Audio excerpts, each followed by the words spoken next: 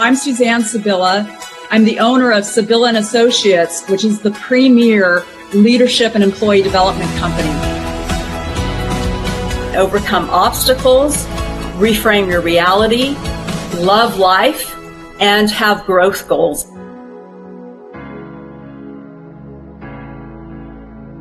Change and shift your energy. Pivot.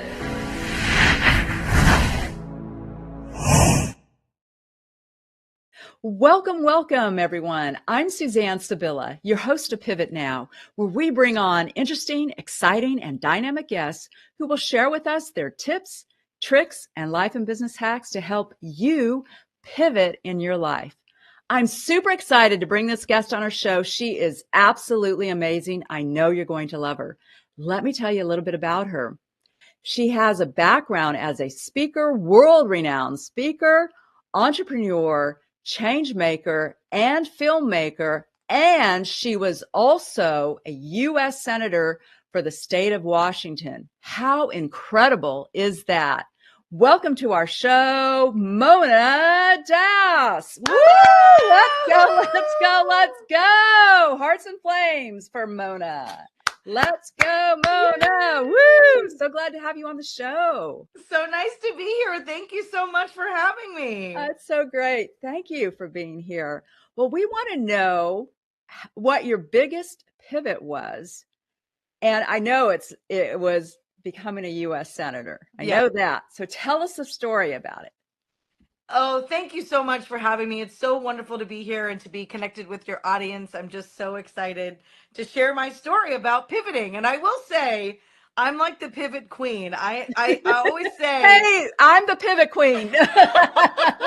That's my name, pivot queen. That's why we love each other so much. I mean, I will say, I kind of have said in the past, like I have reinvented myself so many times. Back in the day, it was Madonna that used to reinvent herself, and now it's sort of like Taylor Swift. And so I feel like I've just reinvented myself so many times because, truthfully, I just get bored and I need to do new things. So this particular pivot that I'm going to talk to you about today was how I became a state senator for the state of Washington. I have a crazy beginning because my family came to America from India when I was 8 months old with $6. Wow. So to be an immigrant to this country with such little humble beginnings, to then become a senator for the state of Washington, and my legacy is the amount of bills that I passed and the type of bills that I passed. So I passed 28 bills in 4 years. Oh my gosh. Incredible. Is kind of unheard of.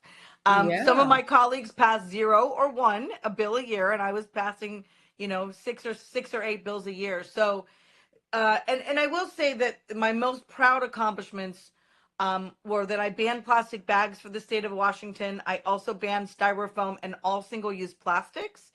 And my legacy part of that is that our bills were, because Washington state is so incredibly progressive, that we get these bills passed, that many of my bills or parts of my bills have now been implemented in California and Oregon and Hawaii and New York and Illinois. And so that legacy of the work that we did is now being duplicated in multiple other states and will continue, I believe, until we get these laws passed federally, which would be so exciting. So that's sort of my most prized accomplishments of being in the Senate. But let me tell you how I got there, because the story is even more awesome. So I don't know about you, but I do my best thinking in the shower. Yes, me too. Many people wonder why. And I will tell you, it's Oprah Winfrey that shared that I heard one time, where she says that it's complete sensory deprivation. So when you're in the shower, typically you're in there alone. You don't have your dogs and your pets and your spouse and significant other or children or other people in the shower with you. So it allows that freedom of time and space. And then you have the water that's coming down, and it is muffling all other noise, including, the thoughts that you have in your head sometimes. And so that idea of that complete sensory deprivation is why many of us do our best thinking in the shower, because it is that time and space that you have to like kind of let your thoughts roam. So this idea came to me in the shower, and I was visiting my brother at the time, and I got out of the shower and I said to him, I'm going to be a senator. Wow. And we just laughed. I was with his girlfriend, now my sister-in-law, and we just laughed because I'm so very classically Indian. Half my family are doctors, the other half are engineers. And so for me to even utter this word that I was going to be a senator was absolutely preposterous and ridiculous and made no sense. But I'll tell you, Suzanne, it's that dream that I had. And I know we have them. I call them BHAGs, big, hairy, Yes. audacious goals. Mm-hmm. And there's those dreams that we put on the shelf because, excuse me, there are those dreams that we put on the shelf because they're absolutely ridiculous. They make no sense for where you are in your time. But to me, it's that North Star. How do I get there? Mm-hmm. Right? And so it's not a dream that I worked on every day. I mean, I put it on the shelf for years.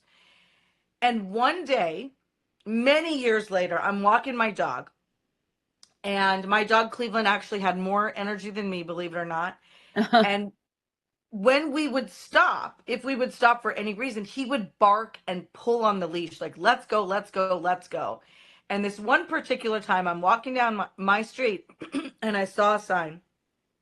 It was literally a yard sign.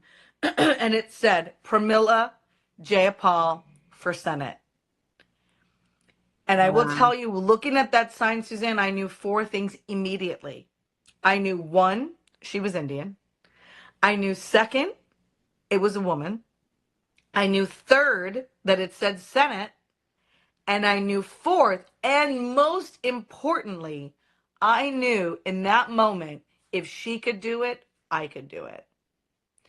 And this is why I believe representation truly matters, because you cannot be it if you do not see it.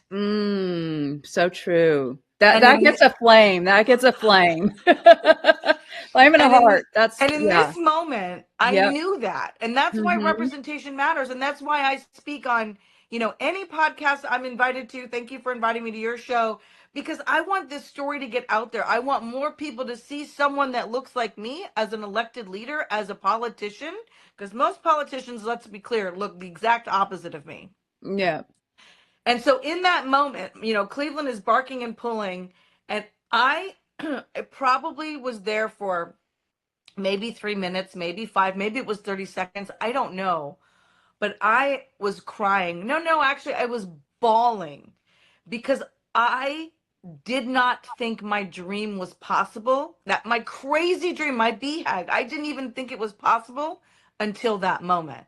And that moment was life-changing for me. And now Pramila is obviously, a good friend of mine, and she's actually now a congresswoman in DC, and she's doing really great things, and we've remained friends. But that moment of that representation truly mattering. And I want to tell you the end of this story because it's absolutely so profound and so powerful. I mean, I cannot believe, you can't make this up. You just can't make this stuff up. So I get to Olympia. Not only did I run many years later, it wasn't right away. I I found out that there's all these training programs for women to run for office.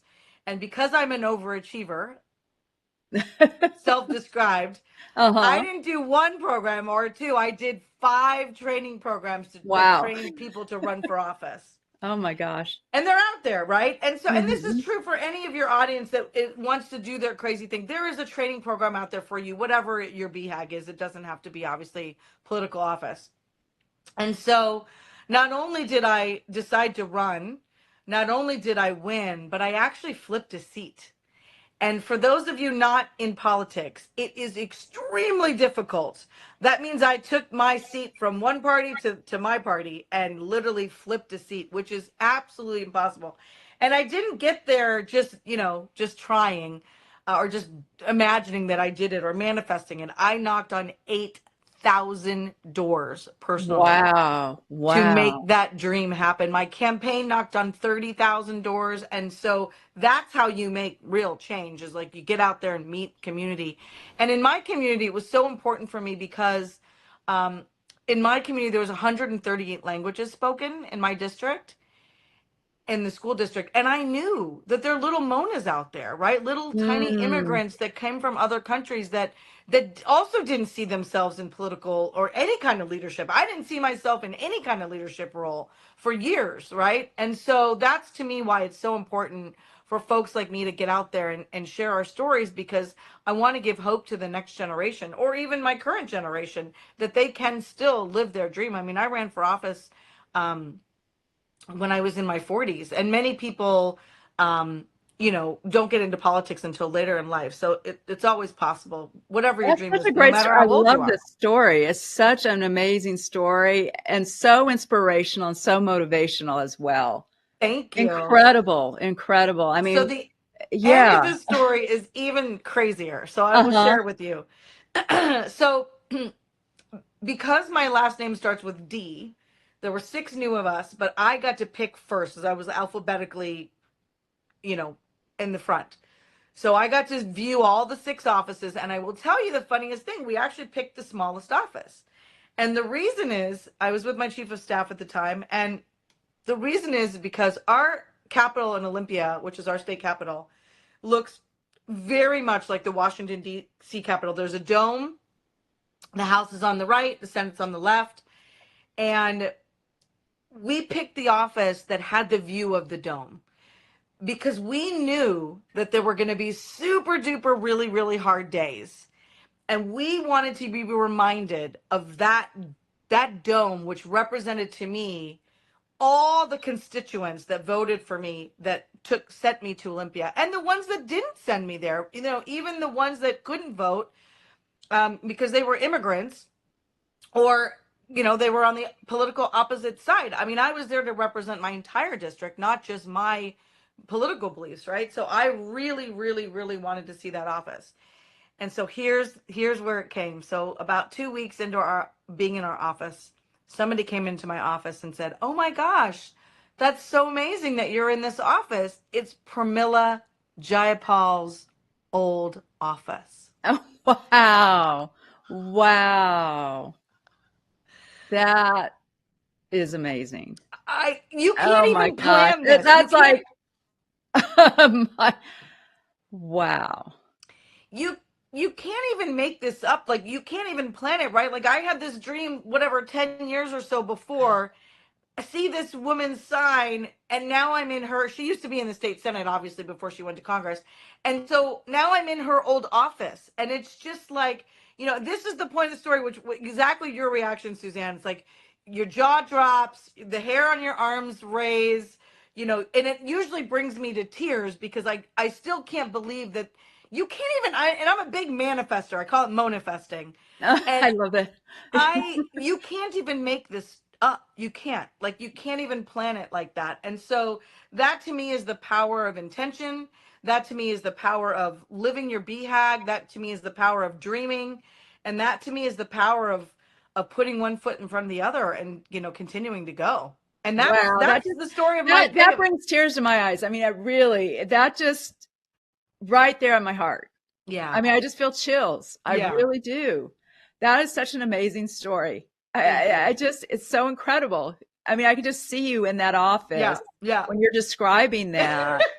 I can imagine you must have been like, oh my God, this is really happening. Like, Yeah. this is Yeah. real. Yeah. Like, Yeah. you're in her Yeah. office and you saw that sign.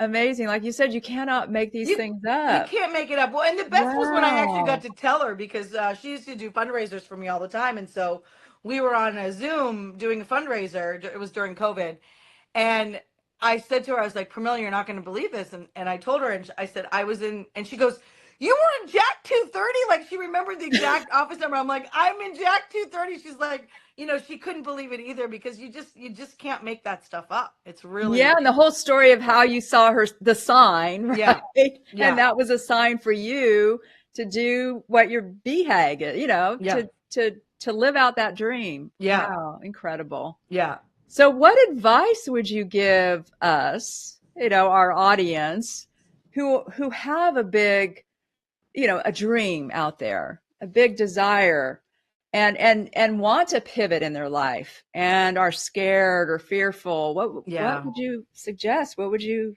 Well, I will say recommend? this. If you feel it in your heart so deeply that you need to make this pivot, I found my friends and family didn't understand. I mean, I had a Mm, successful business, I was doing great, everything was going perfectly, and friends and family very close to me had no idea. And when people tell you you can't do something, what they're saying to you is they can't do it. so true. So true.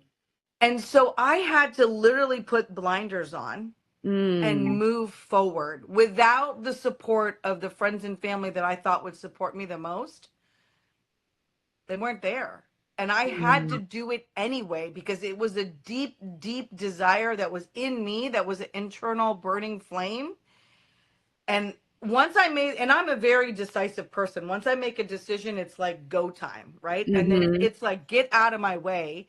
And because I consider myself a super connector, I just started using my network. At that time I didn't have a political network, but I knew one person that was in politics, and I called that person and I said, "Hey, help me." And from there introductions were made, and then it just, so my advice back to your question is you have to believe in yourself.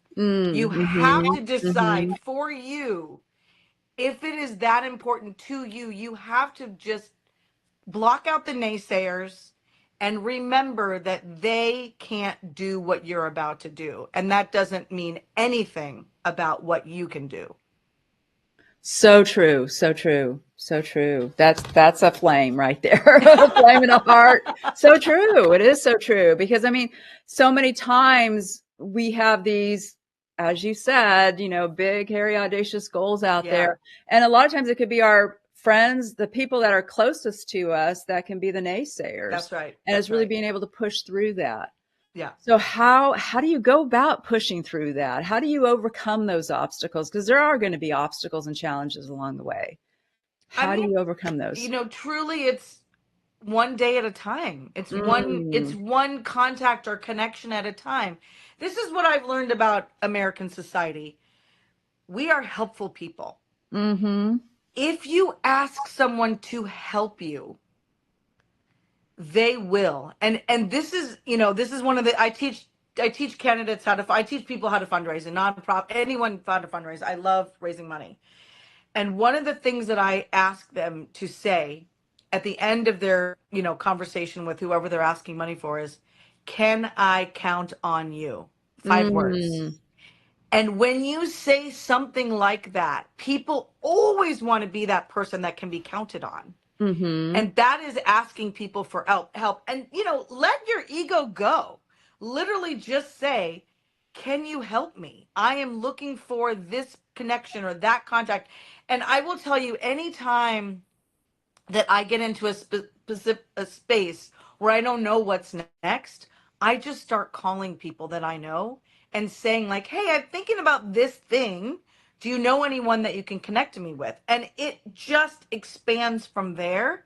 I do this thing, I call it 50 coffees, where when I'm in a transition where I want to do something new but I don't know how, I will literally have 50 coffees with 50 different people. And that's virtual coffees, right? You can do that over Zoom. It doesn't have to be Mm-hmm. in person, although in person is always great. And I just start asking questions like, "Hey, I'm thinking about this. What do you think? Or who do you know?" And then you always just say, "Hey, who can you connect me to?"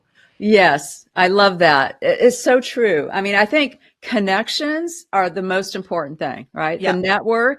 Yeah.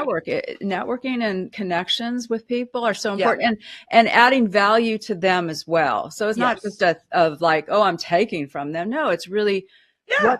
what can you give to them? Right. Start off with that, right? What value can you add to them? And if they're a business owner, what value can you bring to their business? That's Or, right. I I think it's so important.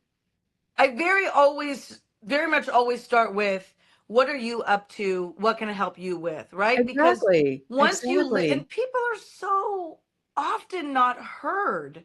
And if you actually deeply listen to someone and let them share, I mean, you don't know where that conversation is going to go. So true. So true. You have more of these kinds of connections. It's amazing. Yeah. And then I I love want to it. share the end of this. When you do 50 coffees, or, reach out to your network or whoever you want to Mhm. talk with, I always end with this because everyone is busy and everyone has, very little time. So if they offered to connect you with someone, make it easy for them to do so, right? So say, hey, would it be okay if I send you a paragraph about me and what I'm looking for you to connect me with, so that you can just forward it on to the person that you're introducing me to and copying me? Make it Mm. as easy as possible to make that introduction happen. Because so many people, Suzanne, especially if you're meeting with someone that you barely know, you don't know what to say about that person. Oh, I just met Mona and she wants to, go to Mars, like whatever, right? Like, Right. Right. you have to make it easy for people. And so if you take the work out of it, you're going to send a paragraph about what you want and you're going to send it to them and they can forward on. Like, that's just easy, right? I Yeah, that's sometimes I'll great. get intros like that, and people ask me for. I always say, ask them to do this. I will literally just forward it on if I'm super in the middle of a bunch of stuff, and just say, hey, look forward to you two connecting. Can't wait to hear what happens. Boom. Yeah, that is so great. I love that tip. Excellent tip. Which brings us Yeah. to the next part of this whole show is 3, 2, 1, go. Okay. Give us 3 tips, 2 strategies, and 1 action item to pivot our lives forward. Okay. So I think I've done a little bit of that, but I will say my 3 tips, um, that I always like to end my talks with are really some that I've already shared with you. But really, it is the first is that you have to dream big. Mm. If you are ready for a pivot and you are ready to sort of get out of your current situation, whatever it is, whatever it's not serving you for whatever reason, what happens to me is I create these big crazy goals, and then I need the next thing. Like, I need something. I like to constantly be learning. And so when I'm not Hmm. learning, so what is that thing? Dream very big. What is that big dream that you can have? And I always suggest people write it down and tell people, right? Hmm. Because that dream is just going to stay with you if you don't talk to people. The second, and this is the most important, and we've talked about this a little bit already, but it is to believe in yourself. Mm-hmm. Whatever stuff you need to remove and shed layers of doubt and uncertainty and fear and whatever work you need to do on yourself, so you can get to the point where you do believe in yourself. I was so determined when I was running for office. I mean, people would say, oh, you can't do it, it's impossible to flip a seat, he's so well liked, he's this, he's that, he's the other thing. I mean, because you can imagine the person I ran against looked the exact opposite of me, right? and Mm. and so nobody thought I could do it. And I always joke that there were 12 people in the state of Washington that thought I could do this. And luckily, one of those was me. I knew I could do it if I put my heart, mind, body, and soul into it. And so believing in yourself is absolutely critical. The Hmm. third, and I learned this walking a labyrinth one day. I don't know if you know what a labyrinth is, but it's like, Yes, yes. right? So Uh-huh. I I was love those. walking a Uh-huh. labyrinth one Uh-huh. day, and my business coach at the time said to me before I went to this is a really prominent place in Oregon that had this labyrinth. She said, start with a question. When you start to walk the labyrinth, start with the question. So I was like, at that point, I was like, just graduated from grad school. I was like, what do I want to do with my life? What's next? What's next? What's next? And while I'm walking the labyrinth, and this is in the desert in Oregon, uh, a burr got stuck on my heel. And I just kept saying to myself, keep going, don't stop, like just keep going. And so that was the mantra I was like giving to myself. And I got to the end and I was still saying, keep going.